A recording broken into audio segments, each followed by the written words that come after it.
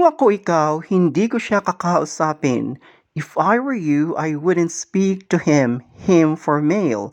If I were you, I wouldn't speak to her for female. Kung ako ikaw, hindi ko siya patatawarin. If I were you, I wouldn't forgive him. If I were you, I wouldn't forgive her. Kung ako ikaw, hindi na ako magtitiwala sa kanya. If I were you, I wouldn't trust him.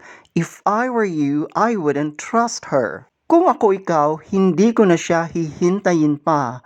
If I were you, I wouldn't wait for him anymore. If I were you, I wouldn't wait for her anymore. Kung ako ikaw, hindi ko siya papansinin.